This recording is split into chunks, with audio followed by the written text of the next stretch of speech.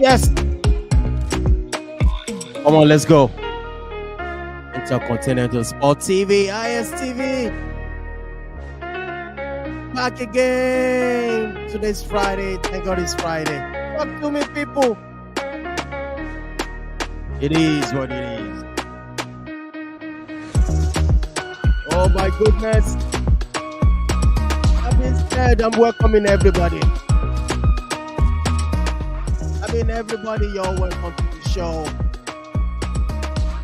That's Friday Sports Preview Show. It's a show Yes, talk football. We talk what is going on in football. What's about to go down this weekend? English Premier League, all other leagues. Yes, this is the station. This is the channel. We dissect. We look into it. We don't need the building for you, baby. I'm ready. Are you ready? Game week 31 fixtures. Gradually going to the head. The league is big. English Premier League. One of the best league in the world. I'll say that again. Oh my goodness. Yes. Please be subscribing. Please subscribe if this is your first time. Check it out. This is Intercolonial Sport TV. On YouTube. We're on Twitter. We're on Instagram. We're everywhere. What are you waiting for? Join us. Be part of the community. Get ready. Robbie is here with me. Shaya is also joining me. The great analyst of all time. I call them the GOAT analyst. Look at this guy. Robbie, talk to me. GOAT of all time. Robbie, can you hear me loud and clear? Oh my goodness. People, please, if you are watching this for the first time, I tell you, subscribe. Smash the like on the video. And what? Share this video. Spread it. Shaya, can you listen to me? Are you there? Shaya, talk to me.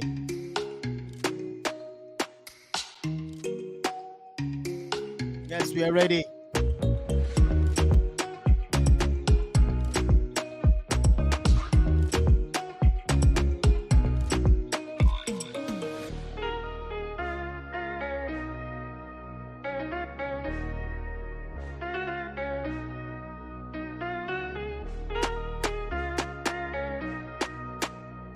It is what it is.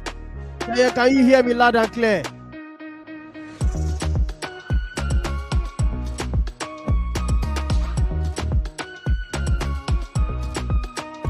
Yes, Robbie, you're welcome to the show. Talk to me. Can you hear me?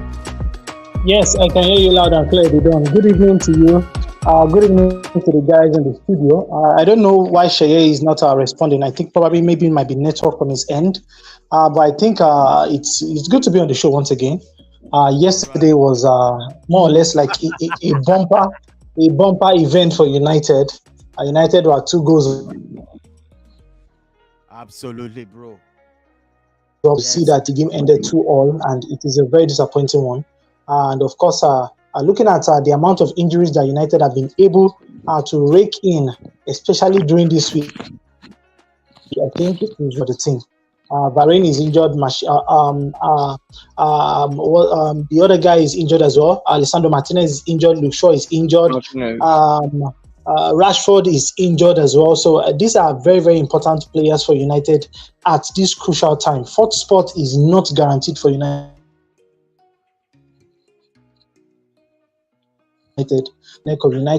Newcastle are trying to peel away from United. So I think this coming week will actually be a very interesting one for the team. And why am I saying that? I'm saying that because it remains to be seen what Erik ten Hag exactly will do to be able to rally his troops to achieve his set objective, which is to finish in the top 4. So these are major players who have actually been very, very important to the team's success this season.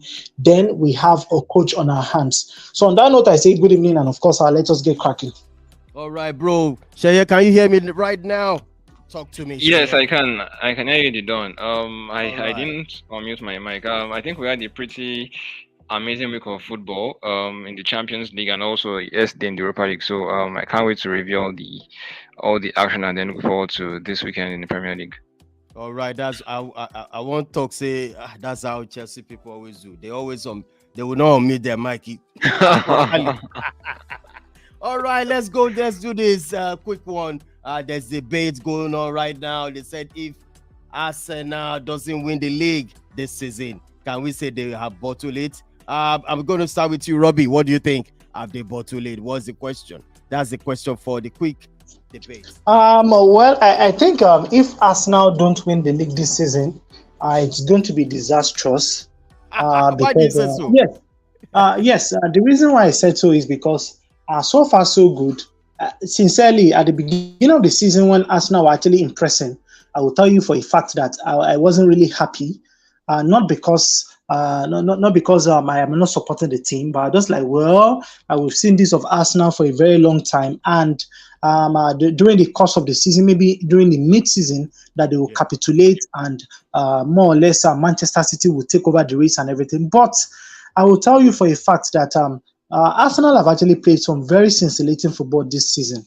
And there are matches you actually look at this team and you say, this team has got spine, this team has got balls, this team has got what it takes to actually rule the English Premier League for years to come should players keep their head and, of course, everything go well for the team. But at this crucial time, I think their mettle will be tested. Why?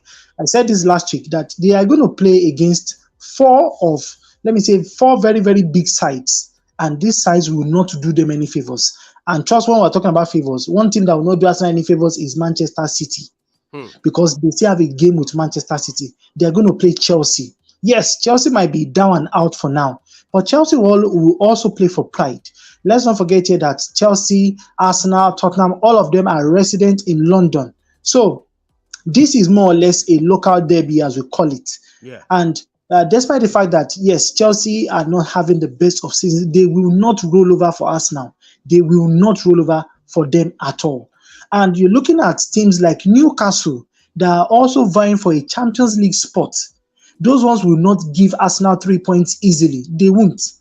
And looking at the fact that in the league, they also defeated United, a fellow top 4 contender, it will also boost their confidence going into the game against Arsenal. So looking at these teams, these are the landmines that Arsenal has to contend with. Yeah. Unlike Manchester City, that has it a little bit easy. If we check the fixtures that Man City have, they don't have the big sides. Yes, they like Kole Wole say, because the team is fighting for relegation makes them much more dangerous. No problem. I'm not going to argue that. I accept that. But I will tell you that from tomorrow, Man City will make an example out of Leicester City. I can guarantee you they will make an example out of Leicester City tomorrow.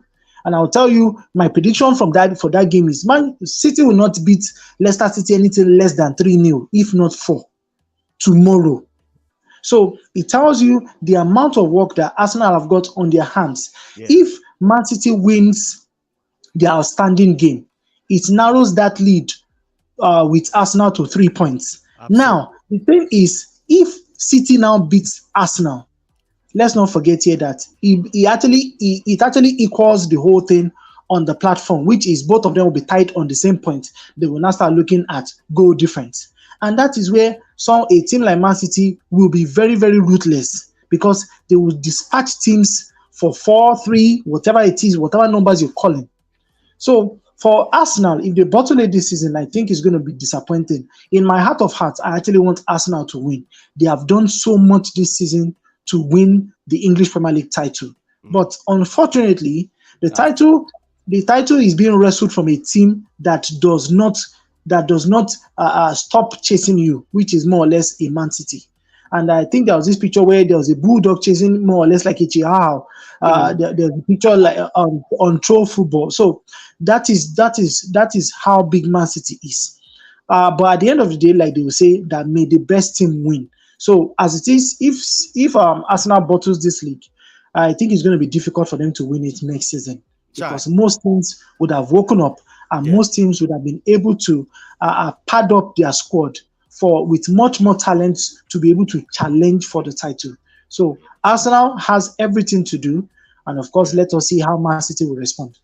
I want to Arsenal. Well, let me call on Prof. Prof, talk to me. Yes, that's the quick debate for you. What do you think? Can we say Arsenal bottle it if they fail to win the league? Talk to me, Prof. You're welcome to the show. Thank you very much. Sorry for coming a little bit late. I'm happy to be here today, talk football as usual. I mean, if Arsenal bottle it from here on, I mean, they were at a point in the season they were 8 points clear with the same amount of games, number of games played against Man City. So, for me, I must say that if they go on not to win it, haven't spent the better part of the season right on top of the table, I think we can say they bottled it. Reason why I said so is because Man City have other commitments, like I alluded to the last time on this show. They have other commitments. We saw how important they are taking the Champions League.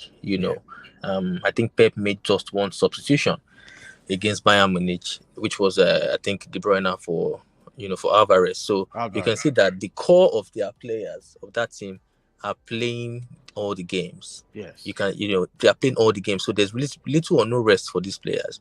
They're also in the FA Cup semi-final. So you can they have three. They are chasing a treble. Why Arsenal Football Club haven't spent most time on the top of the table are chasing just one Premier League trophy that has eluded them for 20 years. So for me, if they do not get their hands on it, I just like Robbie said towards the end of his speech, I think it'll be difficult because for me this is not a traditional Premier League season.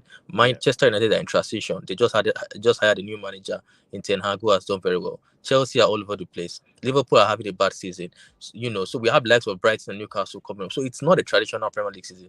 If it were, I don't think Arsenal will be on this point. So they must seize every opportunity that they have right now and make sure they go on and win the title. Because if they don't, like Robbie said, it will be difficult next season. You expect these other big teams back into the fold to challenge. So I think they would have bottled it if they don't win it. I mean, look at Leicester City. What is the point of staying on top for so long and if you're not going to get it? Leicester City did it. They fought against Arsenal, Spurs, and they got it. So Arsenal should not be spared. If they don't get it, they would have bottled it. We'll come for them. Yes, we'll really come for them. And Shaye, what do you think? Your own opinion, Shaye. Well, I think if they don't win it, they will be disappointed because, like Prof and Robbie have said, I haven't led for so long. Then losing the league in the last weeks will be disappointing. But regarding bottling, I tend not to like using that term because look, we need to understand that the team they're actually competing with, it's Man City, and Man City they've done this a couple of times to Liverpool, where Liverpool were on top for several weeks for most of the season, but Man City are just really relentless. Once they are in that mode where they start winning games, you really can't stop them. But I just feel it's up to us now to earn the right to win the league. They need to avoid defeat at the Etihad. They've shown that they have the fortitude all season going to grounds that previously you would have thought these guys are not going to win. They've gone there and gotten results. They beat Brentford easily. Brentford, if you remember, are the team that actually beat them on the opening day of last season. But this time around, Arsenal were able to go there and they won. They went to Aston Villa. They were able to hold tight, and they were able to come from behind to win that game. They went to Chelsea and dominated. I think even though they had won previously under Arteta at Stamford Bridge, this was their most dominant performance, beating Chelsea 1-0, a game that I don't think Chelsea even got a kick for 90 minutes. They went to Old Trafford, fine, they lost that game, but I feel looking at the performance in general, they actually went toe-to-toe with Man U and probably deserved something from that game, perhaps a draw. They went to Anfield last weekend, fine, they lost a 2-goal lead, but I don't think for about 30 minutes to 40 minutes in that game, they were actually the better side. And it's been a while since they even got a point from Anfield. So in my opinion, that was a point gained, not 2 points, not 2 points lost. So I just feel this team's mentality is really fierce. So it's up to them to actually earn the right and avoid people like Prof calling them butlers. So I just think it's up to them to shut up the naysayers, and in a sense, I want them to win the league. Apart from the old Chelsea fan angle, you want some competition in the Premier League. So if they win the league, fine, credit to them. But if they don't, I wouldn't call them butlers, in my opinion. You won't call them butlers. Okay, until then, me I go call them Prof. Yeah. Remember, we are coming for them. No, Shaye needs to take away. He needs to remove his mask. Shaye needs to remove his mask. I tell you, we'll come there for them seriously, heavily. So on this show, we are going to look at the fixtures we are having today.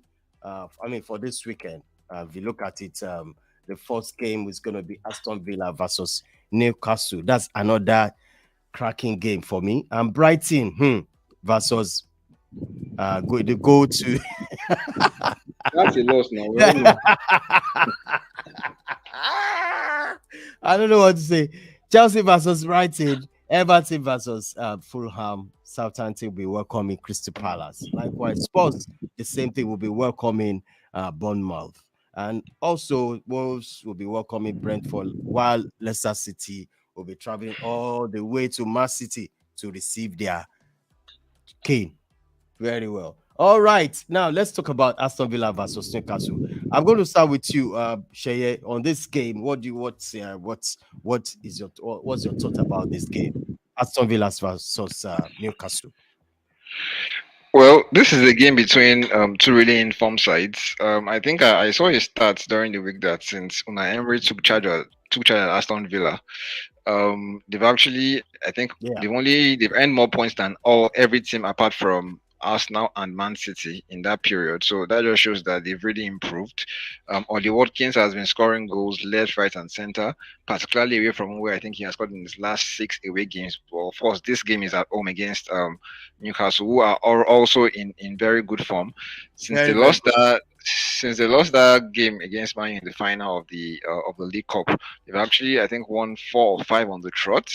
Alexander Isak has been in amazing form, and we saw Eddie Howe actually make some tactical switches, or tactical switch last week where they were behind, they were not playing well against Brentford, and then he brought on Callum Wilson to play in tandem with Isak, because in that first half Isak was really isolated, so he brought Wilson on, played with the front two, and they were able to press Brentford more. They were able to force more errors, and they won the game convincingly in the end. So Eddie Howe is someone who, even from his days at Bournemouth, I always liked him.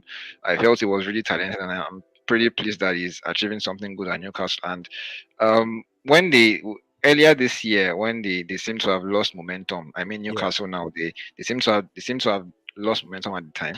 They wobbled slightly, they stopped scoring. The individuals began to find it hard to actually get the productivity. But in recent weeks, since they lost the final against Man U, they seem to be back on the horse, and I would back them to make the top 4 this season, really. All right, moving on to Chelsea and Brighton. Prof, you have to talk about this game. I mean, it's a must-win game for Chelsea under Lampard at the moment. What's your thought about this game? Never mind must win. I don't think I won't say any game right now is a must win game for him, because he's not going to be sacked. He's just there for a month or 2 months now. Yeah, but they said it's coming to relax everybody. They come. You know what Lampard's appointment. You know what Lampard's appointment brings. Finish. You know what he brought to Chelsea. Yes, I can guarantee you that when the game against Madrid, when we lost, if we had lost that game under Graham Potter, what you'll be hearing is Potter out, right? But when we lost that game against Madrid, the majority of Chelsea fans, nobody said Lampard, because we all know that under Thomas Tuchel, these players refused to score goals. Thomas Tuchel was sacked, they brought in Graham Potter, they still refused to score goals, and Lampard has just deliberately thrown the door. They've not still scored goals. So I noticed, because I always follow the Chelsea fan base, and I noticed none of them attack Lampard, because they know. So that's what that man has just taken. I think the spotlight right now is on the players, and the direction is on the attack. There's no doubt about it. I've said it. The midfield is fine, the defense is fine. It's the attack. We cannot just score goals, and it's now very, very apparent. It's very obvious for everybody to see. So the club, as far as I'm concerned, we've gotten to that point where the season for me is over already. I've said this like 2-3 weeks ago. It's just all about rallying around, finishing as high as we can, as we possibly can. Hopefully we can. If we've played 4 games without scoring a goal, 4 games. This is this cannot be the manager.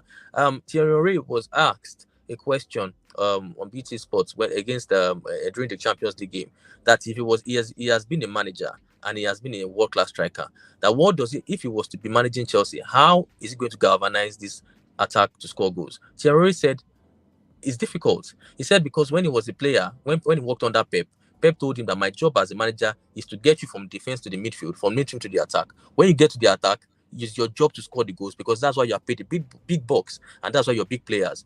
So you don't expect the manager to put the ball in the net for them. Look at Joao Absolutely. Felix. Look at Felix. He was through 1-on-1. We've had these chances over and over again. They refuse to score the goals. So for me, the ball should just get to the end of the season and analyze critically that forward line. What do they want? Do they want to sign strikers? Are they letting players go? I But heard Prof, I think at this time you have to blame the players now. Is that what you say? Yes.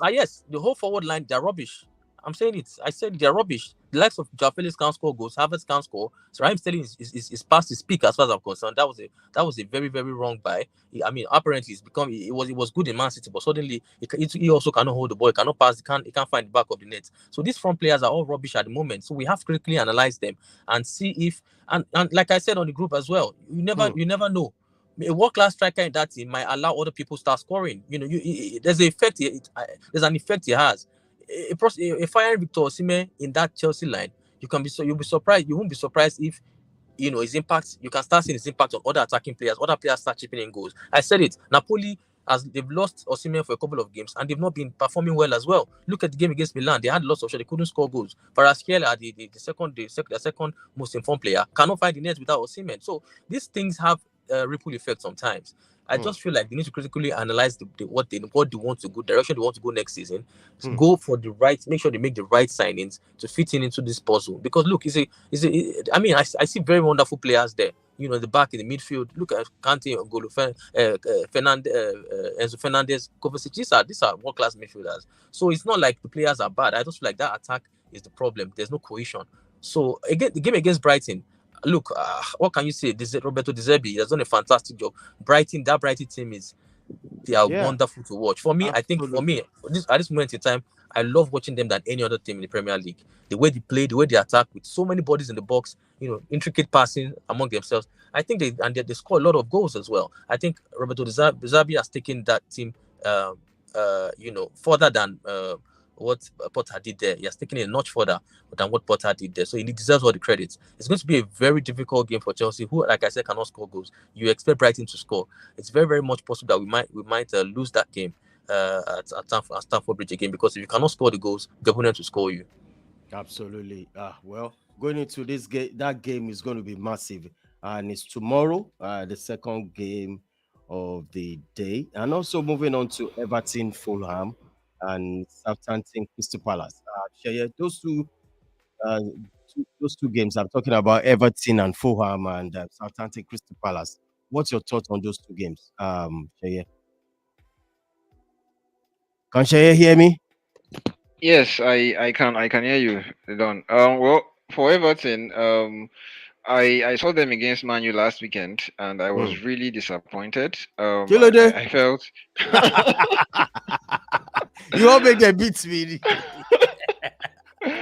So I just feel they made the game way too easy for Man U. They played with the eye line, but there was no pressure on the ball. So Man U kept playing these through balls in behind over the top of their defense, and they were able to create. Man U were able to create several chances, and Sean Dyche did not even fix that. So it was somewhat weird seeing them persist with that approach, because I assumed they would play defensively, try to keep things really tight, try to deny Man U chances, but they didn't do that. And I felt they deservedly lost that game pretty convincingly. They host Fulham tomorrow rather, and I feel, given their format, Goodison Park, they should back themselves for a win tomorrow, because I think they've obviously accrued more points at Goodison Park on Dash than away from home. So I feel if the home crowd are up for it tomorrow, they should be able to beat a Fulham side that are currently not playing well as well. They lost at home last weekend to West Ham. West Ham are currently struggling. So it just feels like they currently are without Mitrovic, who is out for I think 7 to 8 games. He was out for last weekend's match, and we all know why he's out, due to more or less the issue with the referee a couple of weeks back. So Without Mitrovic, they are weak offensively, and it just feels like they've lost their way. They had a pretty good start to the season, and then Yeah. since the turn of the year they've been a bit underwhelming. So this one I will back Everton to get maximum points. Southampton Crystal Palace, really interesting game. Palace It's 2 or 3 weeks back under Patrick Vieira, they were not having shots, they were not scoring goals, and suddenly under Roy Hodgson, they won their first game. Was it 2-1? And then last week on Sunday, they were able to thrash Leeds United 5-1. Haven't gone behind. They let in the first goal, but they were able to create several chances after halftime. To be fair, I think Leeds also helped in that Palace one because they just stopped playing. Really, they were able to they stopped. They didn't mark the danger men, particularly Michael Olise, who created several chances. I think he had 3 assists in that game. And it's pretty pleasing because I think at times I said on this show that Patrick Vieira struggled to get the best out of the likes of Wilfred Zaha, Iberi Chieze, Michael Olise.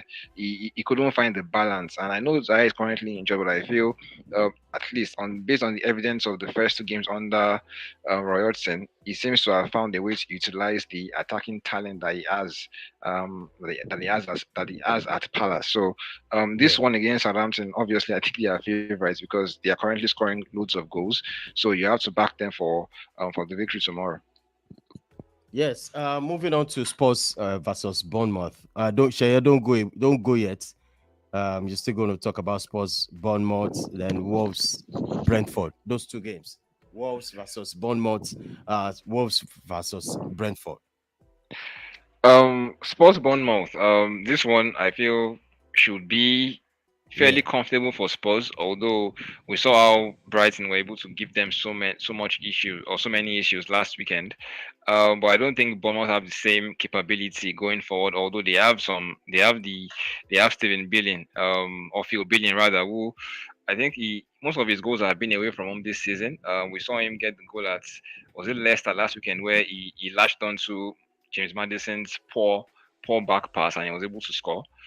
So obviously you feel Bournemouth actually have a few threats. You also have this Burkina Faso wide attacker Dango Yes. Ouattara, who since he came to the Premier League we've seen him do some really good things. I feel when he gets the ball and carries the ball aggressively, he's a really huge threat and a menace to defenses. And I still feel at times he can be a bit inconsistent in the attacking third or with his shot making. At times it can be a bit.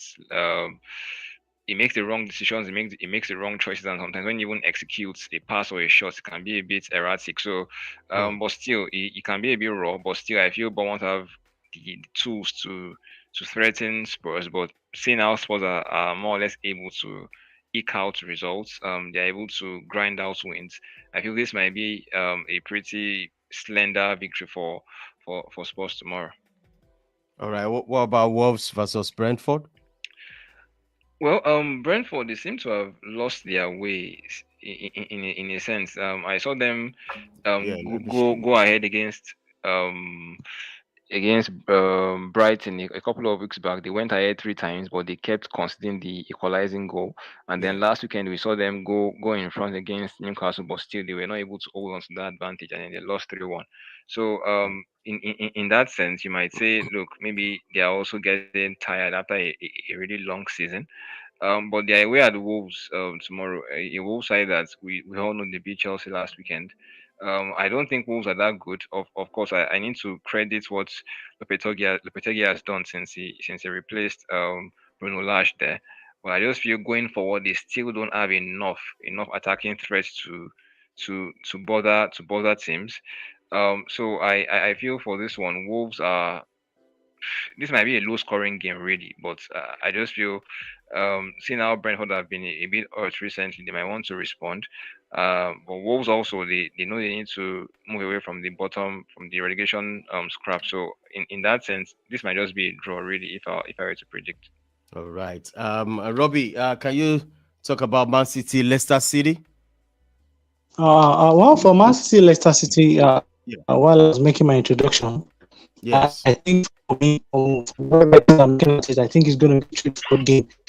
one team, they've been able to defeat Bayern Munich by 3-0. So I think they have little or nothing to worry about because in that first leg on Tuesday, Bayern Munich really did not possess any form of threat to the citizens. I think the only threat they had in that game was the fact that Leroy Sané, yes, was trying his luck from afar. He was giving, he was actually cooking some long range shots that were more or less, let me say, comfortably dealt with by Ederson.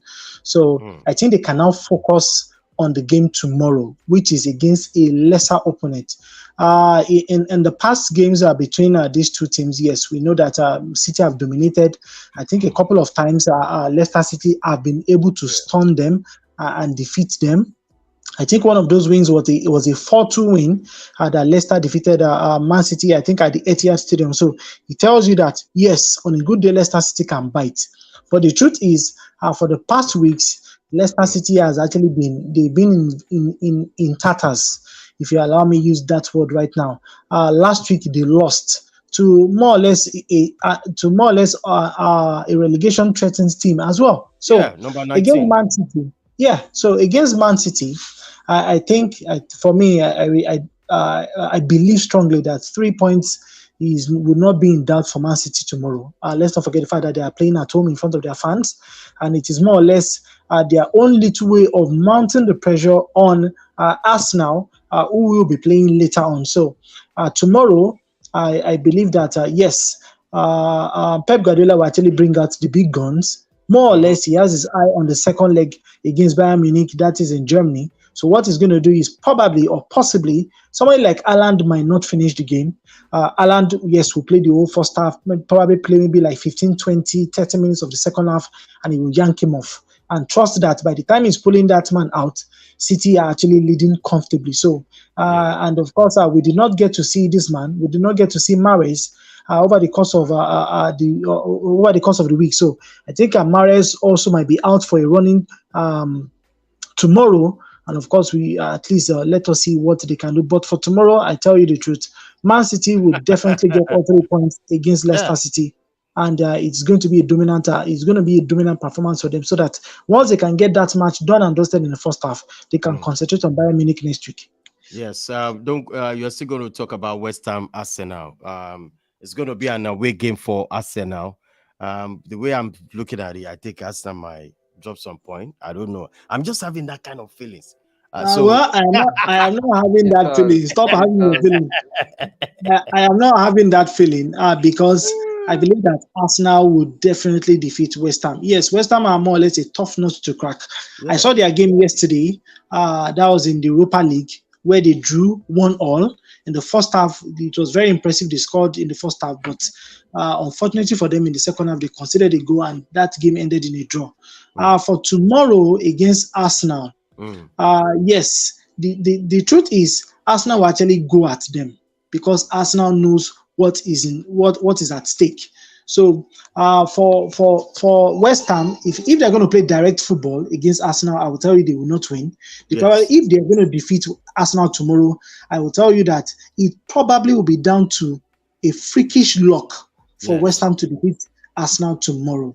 And of course, let's not forget the fact that in the Premier League they have been struggling. Even yesterday, the commentator said it that their European run, has been much more better than their form in the English Premier League. And I will tell you the truth. They will, in fact, if it was possible for them to trade their European prowess for the English Premier League right now, they would gladly do it.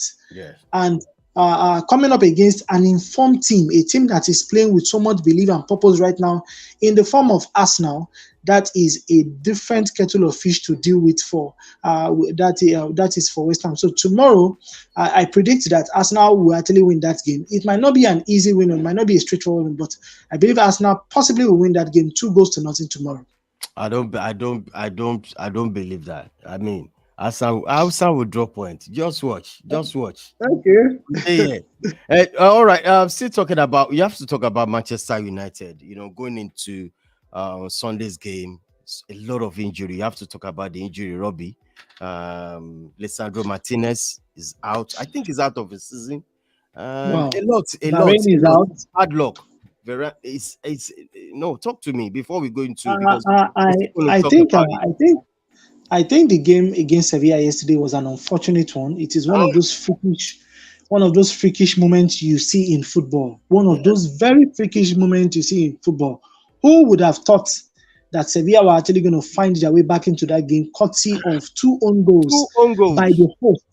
So, and I'll tell you, like I said, I didn't see the game yesterday. I was watching, Union Saint Gilo and Bayern Leverkusen. That was the game that that was shown here. So I didn't see the United game. At a point in time, I saw 2-1. I was like, okay, well, since it is the dying stages of the game, United will actually see the game out for the win. Then the next thing I saw 2-2. Then I saw the goal was cancelled. Then I saw 3-1. I'm like, okay, very interesting thing. Only for me to come back again, and I found out that the game ended 2-all. I'm like, wow, this is very interesting. And I didn't get to see the highlights until this morning. And like I said, I think everything was just against United yesterday. Everything. Yes, Everything. after the two goals that was scored by Sabitzer in the first half, Anthony had a beautiful chance that hit the woodwork, and it was more or less very unfortunate that he didn't score that goal. But for United at this point in time, I think this is more or less where the mettle and the mentality of the team will be tested. Varane is out. Lisandro Martinez is out. These are more or less the go-to guys when it comes to central defense for United. Maguire have not played a lot of games this season, and for the games he has played, at least they are more or less like cameo appearances. And you now have him probably going to be paired against Lindelof. And let's not forget the fact here that United will be playing against teams who are vying for top 4 positions, and United are also vying for that position as well. So the question you're asking right now is: can Harry Maguire and Victor Lindelof get the job done, drag this team over the line with about 8-9 games to go, and also get Champions League football at the end of the season? That is more or less the $1 million question right here. We all know the capability of somebody like Harry Maguire. Sometimes it can be erratic. Sometimes it can be lost on the field. Sometimes he does not even know where he's standing or who to mark. And he does not have that leadership quality to organize his defense or shout at players like, look, sure, somebody is behind you, go for them. He doesn't have those kind of qualities. It is when a goal is scored, that is when he gives you this babyish look on his face. And yesterday, when he scored the own goal, somebody said that he took a knee after he scored the own goal, that he was celebrating. He was celebrating Black Lives Matter at that point in time. So it tells you that there's a lot for the coach to consider at this point in time. I tell you. Central defense is where the problem is. And at the other end of the field, Marcus Rashford is also injured. And these are key members of the team that has helped the coach to build whatever it is he has right now. United have gone undefeated at Old Trafford over 25 games. Over 25 games, they are yet to taste defeat at Old Trafford. And that record did not come on the backs of somebody like Harry Maguire or Victor Lindelof. It came on the back of somebody like Lisandro Martinez and Varane. So yesterday, it was quite unfortunate that United considered those 2 late goals. They were very late in the game. 85th minute and 90 plus 3 minutes. They came very, very, very late for the team. And those are the kind of goals that you consider breaks the spirit of the team. So it remains to be seen what United will do in Spain next week. Sevilla has been terrible in the Spanish La Liga. They have been terrible as well. But we all know that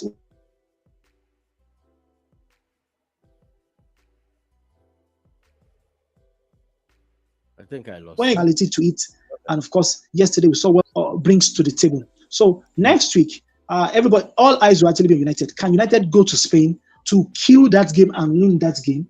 That is the question here. How does Erik ten Hag? How does he organize his? I tell you.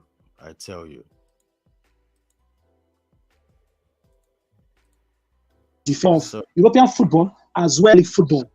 So those are the things you are looking out for. And like I said, the mettle of United will be tested at this point in time. So let us keep our fingers crossed. Let us see how things go, more or less, as from our. All right. Um, I think. okay. Let's quickly look at the Champions League result. Real Madrid versus Chelsea, which ended in 2-0 for Real Madrid, and also Milan beating Napoli 1-0. Look at Benfica also losing to Inter Milan.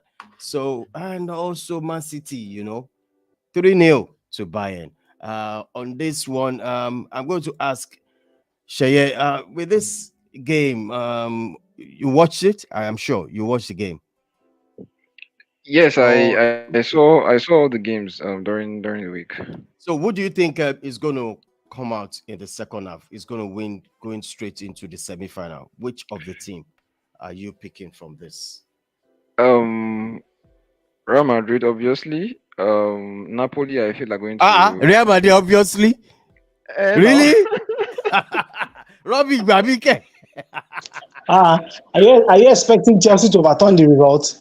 I'm just saying my own, as in, I'm just. They don't. Chelsea cannot overturn that result. If if they come all out.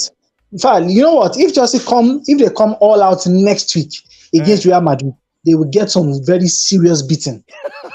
So I think they just need to be systematic about how they go about that game. And right now, I just pray, I hope that Chelsea don't lose tomorrow. If they do, psychologically, I'll tell you that the players are down and they more or less would have thrown the towel already. Because Real Madrid know that they cannot get their hand on the Spanish La Liga again. Again, And yeah. this is more or less the second front they can get a trophy. They are in the Copa del Rey finals. Yes, against Osasuna, which I believe they will beat. And this is more or less the second trophy that they have within their sights that they can win. And should they see qualification to the semi-finals, they possibly will be playing against Man City. I will tell you the truth that I would actually still sit on the corner of Real Madrid against Man City. Man City might win, yes, but Real Madrid has what we call pedigree when it comes to this particular tournament. Sorry, let me allow Sheye to talk, please. Yeah. All right, Sheye, what do you think is coming out? He said Real Madrid, Abby. We should accept that. If you want some Chelsea optimism, go and meet Prof. He's the one who always sees positive in anything concerning Chelsea. I like you already. I like you already. Because I obviously I don't think Chelsea have what it takes to overturn that deficit. This is a team that has not scored in their last 4 matches. So do you now think they suddenly now wake up against Real Madrid and then score 3 or 4 reply goals? It's not going to happen. They are out. I feel Napoli are going to overturn the deficit, although to be fair, they will have to play without Zambo Anguissa, who is suspended. He got 2 yellow cards against Milan in the first leg, so he's going to be absent for the second leg. And also, they are going to be without Kim, who got a yellow card, which rules him out of the second leg. But they will welcome back Victor Osimhen.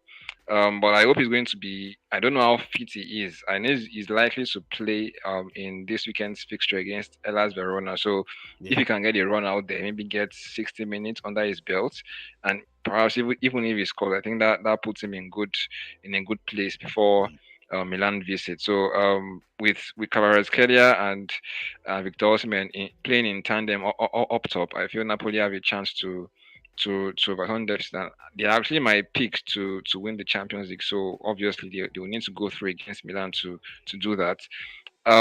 Inter really surprised me in the first fixture in Lisbon, because we all know Benfica were unbeaten in the Champions League before that fixture. But to be fair, going into that game on Monday, I didn't talk actually about the match, but I found it surprising that I think only Mark said Inter had a chance.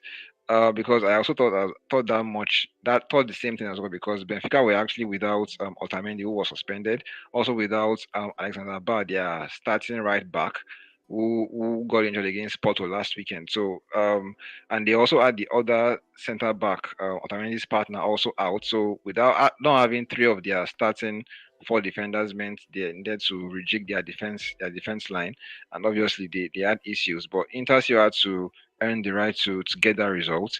Credit to Inter, because we all know Simone Inzaghi, someone who in Serie A, the Italian fans actually tend to give him so much stick because they feel he doesn't have the consistency to keep getting results in Serie A. But in cup competitions, he comes alive, and even he admits that, look, there are times when he feels in cup games he's able to he sets up his teams really well to nullify the opponent and then be able to create chances when they go forward, and they did that at least relatively well against Benfica.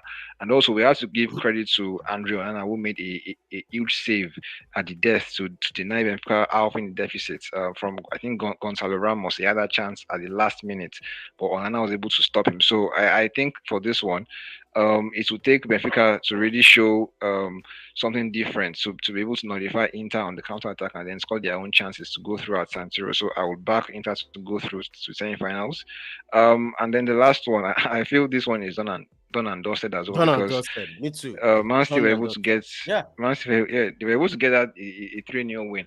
And it was quite painful because as a neutral, you would this is more or less the game of the tie, or of the round rather. So you hoped for maybe a 1-0 in Manchester, and then you hope to have a really amazing reverse fixture at the Allianz Arena in Munich. But with Man City winning that game 3-0, I don't see how Bayern are able to overturn the deficit and then maybe possibly win in maybe in overtime or maybe on penalty. So I feel this one is also done, unless we've seen Tuchel actually set up his teams to overturn deficits. We saw it at Chelsea last season, where he almost got the better of Real Madrid at the Bernabeu. But I feel this Man City side, they are able to control games much better than Real Madrid. So I feel this is done. So my 4 picks: Real Madrid, Napoli, Inter, and Man City in the semi-finals.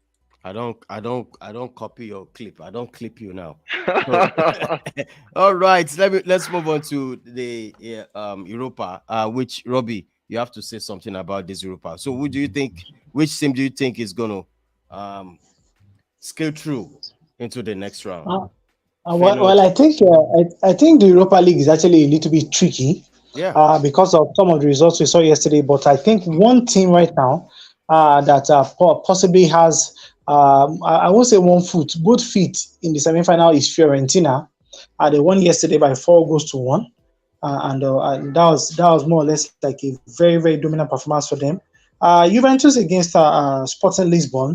I saw the highlights this morning, and yesterday I will tell you the truth that I was tipping Juventus to be able to get the first advantage or the home advantage, which they did, and I think that point deduction that they suffered in the Italian Serie A more or less has turned the team into a beast, because they've won almost every game they played immediately after that incident. Yeah, and that just tells you the mentality of the team.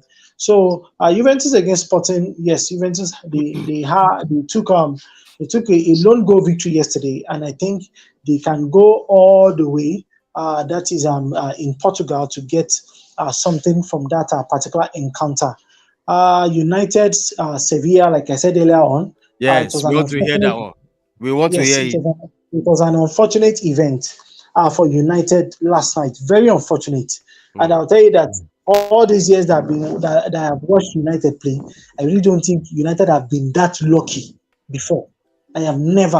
I think more or less maybe another game I knew United were that unlucky that they lost that final was the FA Cup final against Arsenal, where United dominated from start to finish. But I think the game ended 1-1, and Arsenal defeated United on penalties in the FA Cup. So I think I will compare yesterday's game to that game in the FA Cup. Looking at other games, please can you project the other games for me? We're having hold on. Leverkusen Union. Okay, Leverkusen Union Berlin. They have Nice as well. That is the team that the Nigerian guy plays for, Terry Murphy. I think for Nice has everything going for them, because Terry Murphy is somebody that has been building his CV in the French League One. He was formerly with Bordeaux, and of course Nice signed him. And in fact, I think the step up to a bigger team in Nice has also made him a much more prolific player. For somebody to have been able to score a brace yesterday, that just tells you that this guy is no slouch at all. So I think Nice can fancy their chances for the return leg because they have Terry Murphy. This man will score you goals. Just put the ball on his feet and he will get the job done. So I think Nice, going into the next round, which they are going to play at home, gives them a much more better advantage. So hopefully, that is after next week, we'll get to see Nice make the semi-finals. For Leverkusen and Union Saint-Gilloise, Leverkusen and Ghent yesterday. I saw that game. The Nigerian guy, that is Gift Orban. Yes, I think he was quiet yesterday. That was more or less the first time I was watching him play. He was quiet yesterday. There's all to play for them as well. But I think for now, it is too close to call when we're talking about the Europa League and these other teams and all the teams playing in it. I think the second leg is where we are actually going to see the teams that will make it to the semi-finals. But ultimately, I think they are going to be, most of those games will be decided either in extra time or penalties. Because at least, let me say, a bulk of the game we saw yesterday ended in draws. So we might see extra time, we might see penalty in the second leg. All right, this is how far we can go. Before we go, I'm going to sign you out. Thank you so much, Robbie. I just want you to give us your score prediction between the game Aston Villa versus Newcastle. What's your score prediction? Aston Villa, Newcastle. I will go for Newcastle to win 2-1. 2-1. All right. Shaye, what about Chelsea versus Brighton? What's your score prediction? The world is hearing you. Chelsea 1, Brighton 3. God bless you, Shaye. God bless you. Rob is looking for you. Oh my goodness. Robbie, what about Everton Fulham? Quick one. Everton Fulham. I'll go for a draw. I'll go for a 1-1 draw in that game. All right, straight up to Southampton, Crystal Palace. Shaye, score prediction. Crystal Palace to beat Southampton 2-0. 2-0. What about Spurs? Don't go yet, Shaye. Spurs, Bournemouth. Spurs 3, Bournemouth 1. Wow. Okay. What about Wolves, Brentford, Robbie? Wolves, Brentford. I'll go for 2-2 draw between them. 2-2 draw. All right. What about Man City, Robbie? Man City, Leicester. Man City 4, Leicester City 0. Oh my goodness. Straight up to West Ham and Arsenal, Shaye. West Ham, Arsenal. Arsenal to win 2-1. All right. Straight up to Manchester United, Nottingham Forest, Robbie. Manchester, Nottingham Forest 0-1 to Man United. They win by a long goal. You're that fault. Straight up to Leeds United versus Newcastle, Shaye. What do you think? Leeds Liverpool. Yeah. I think it's going to be a draw, 1-1. 1-1. All right, guys. Thank you so much. Be back on Monday. Robbie, thanks a lot, bro. Thank you so much. All right, Shaye, thanks a lot, bro. Yeah, thanks, Don. Always lovely to talk football.